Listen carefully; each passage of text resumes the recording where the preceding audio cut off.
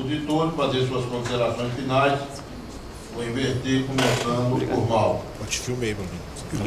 Pode postar lá pra cá. Bom. Alô? Tá saindo isso agora? Eu queria deixar para vocês aqui que nós temos toda a sensibilidade para fazer um bom debate e encontrar os melhores caminhos. Nós temos questões técnicas que a gente avalia quando a gente tira determinados encaminhamentos. O senhor traz, deputado, a preocupação com relação a nos fazer grandes concursos, até pelo efeito que isso gera de um envelhecimento conjunto e você acaba tendo em determinados momentos um excesso de aposentadorias, isso gera descontinuidade. De fato, nós temos hoje essa realidade de serviço público muito em função de um período prolongado sem concursos aí antes de 2002, antes de 2003. Então, de 2003 para cá, nós retomamos uma prática de reposição de concursos frequentes aqui em relação ao IBGE. Desde 2006, nós temos ingressos todos os anos, não são grandes quantidades, talvez não atendam a 100% das expectativas de vocês, mas a gente tem tido concursos e ingressos todos os anos. E é realmente uma orientação, é um encaminhamento mais adequado, entendemos assim, para você enfrentar essa problemática de uma descontinuidade em determinados momentos, como a gente vive hoje. Não só no IBGE, mas o quadro do servidor público em geral é envelhecido. No caso do IBGE, nós temos cerca de 63% do quadro com idade entre 50 e 60 anos. Então, isso é um sinalizador de que num período próximo a gente sim terá uma quantidade grande de pessoas em condições de se aposentar, o que não quer dizer que se aposentarão. O que a gente observa também, o comportamento, é que na maioria das vezes as pessoas, ao adquirirem o tempo para se aposentar, permanecem mais um tempo trabalhando, recebendo abono de permanência, enfim, por razões próprias, por interesses próprios, acabam trabalhando um pouco mais. Mas, de qualquer forma, é um problema que a gente vem enfrentando e encontrando, buscando, analisando como enfrentá-lo para o conjunto da administração, o IBGE incluído.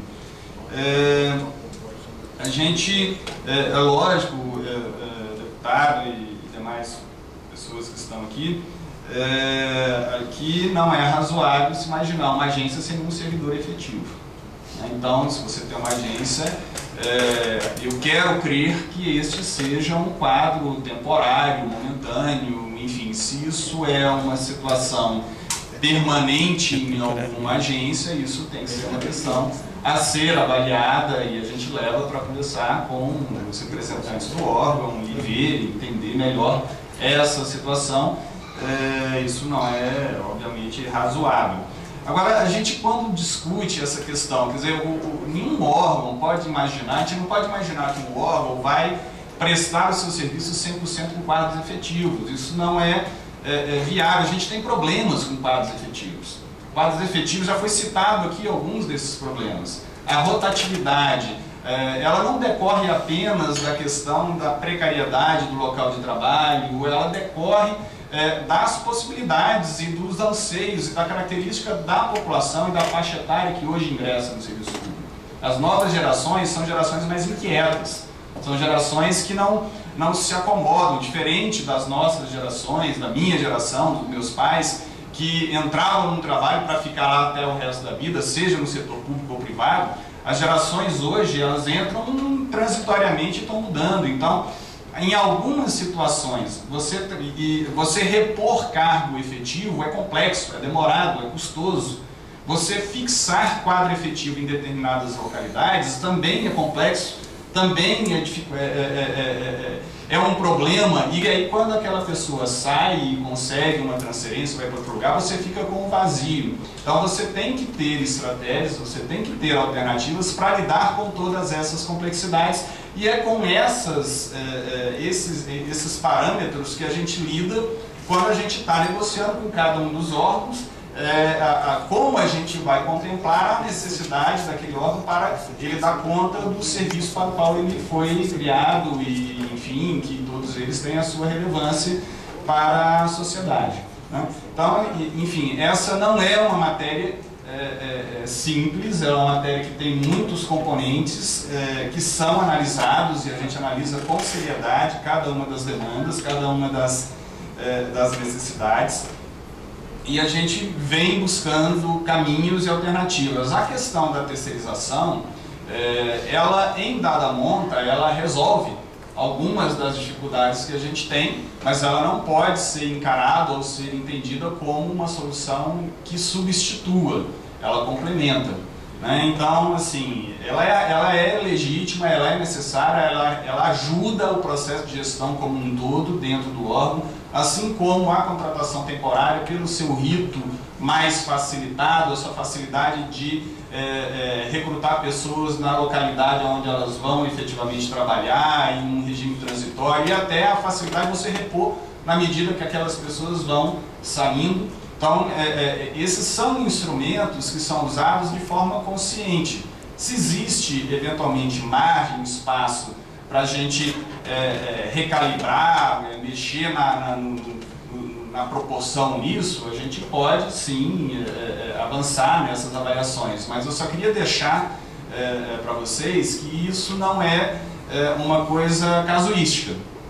A gente pode até estar errado na nossa avaliação, mas ela é feita com critérios, ela é feita com técnica, e ela visa assegurar a melhor condição para que o órgão dê conta dos seus resultados. Se eventualmente algum efeito colateral está sendo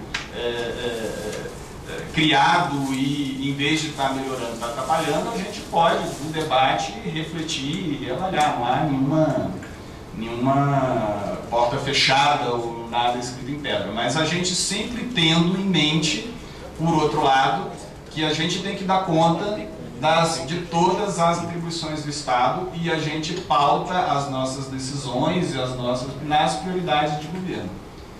Então, o governo, independentemente, é lógico, o Estado é maior que o governo, o Estado é perene, mas o governo foi eleito por um povo e tem a legitimidade no seu projeto, quando ele foi eleito, o projeto eleito, de pautar as prioridades do momento.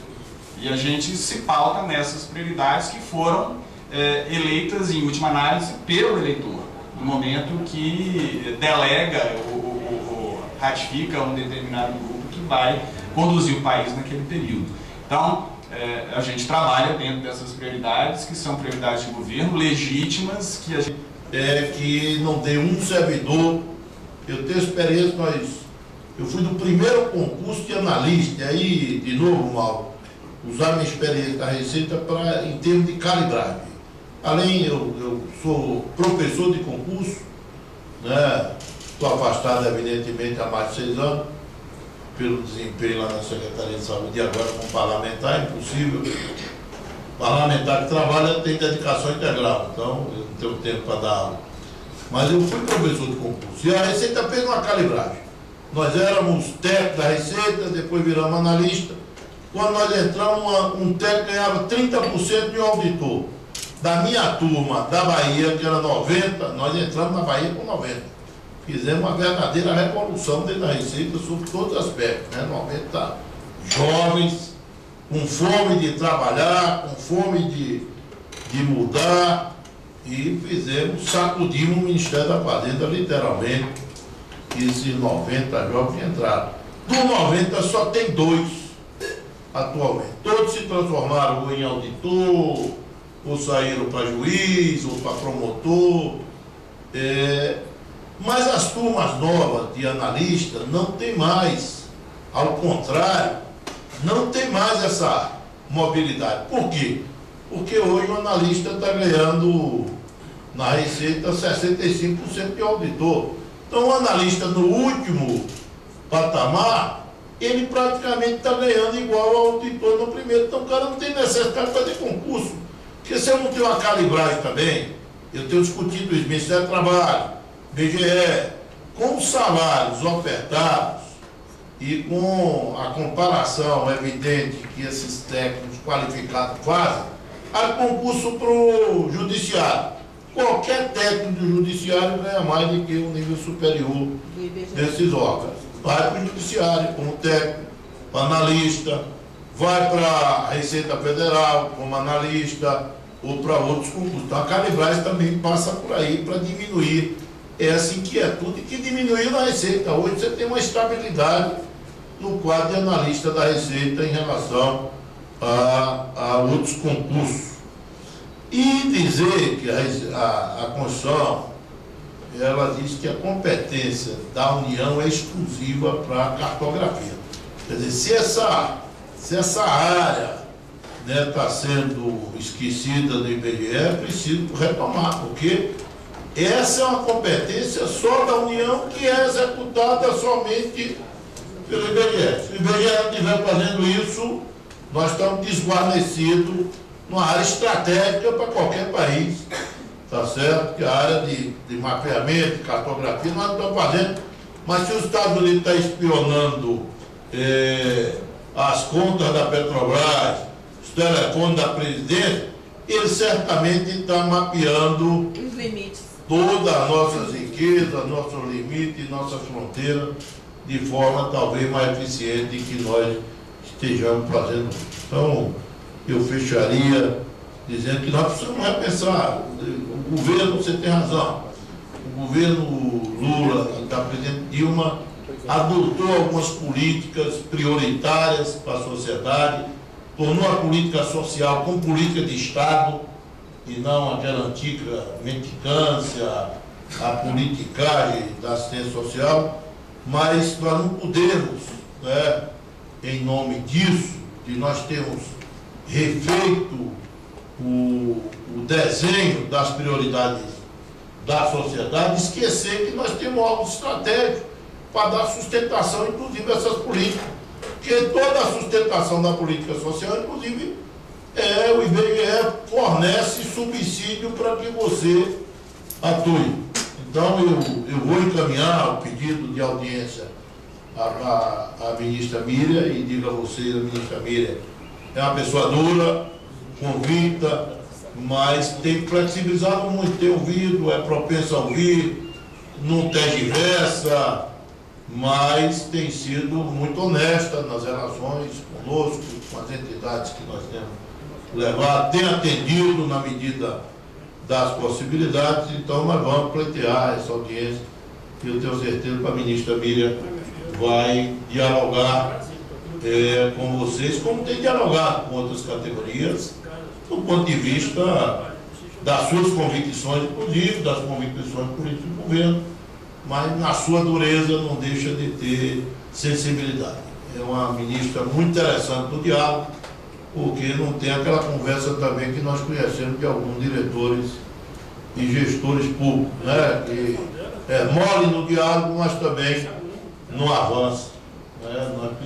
Nós preferimos o estilo da ministra, que tem sido às vezes dura, mas tem sido sempre muito honesta naquilo que dialoga. Então eu queria agradecer aos senhores convidados pelas ilustres presenças, peço perdão se houve desequilíbrio, mas nada ainda a tratar, vou encerrar a presente reunião, antes convocando a audiência pública para terça-feira, dia 8 de outubro, às 14h30, nesse plenário, para debater o projeto 47.2 de 2012, que dispõe sobre o exercício da profissão de cuidador de pessoas idosas. Nós tivemos o dia do idoso, nós estamos tendo, e aí aproveitar o IBGE, uma nova realidade etária no Brasil, a população brasileira, e esses dados são importantes. As políticas públicas do Brasil todas precisam ser refeitas, porque nós temos uma nova pirâmide etária, nós temos uma nova realidade etária e nós não estamos preparados literalmente para isso. E não é preparado momentaneamente, é preparado estruturalmente. O Brasil não estava preparado para essa nova, e isso decorre das políticas também, a nova expectativa de vida. Esses dados são positivos. Ontem eu vi alguém dizer, não avançamos nada. Ora, a população brasileira está envelhecendo, isso é o maior avanço. A população brasileira está envelhecendo, significa que nós criamos as condições para que ela envelhecesse, e as condições se fazem com política. Então esse dado aí é interessante, mas nós precisamos também cuidar dessa nova realidade, e o IBGE também nos aponta com seus dados para que cuidemos da próxima realidade, Convido a todos para essa reunião, hoje às 14 horas, e damos por encerrada a nossa audiência.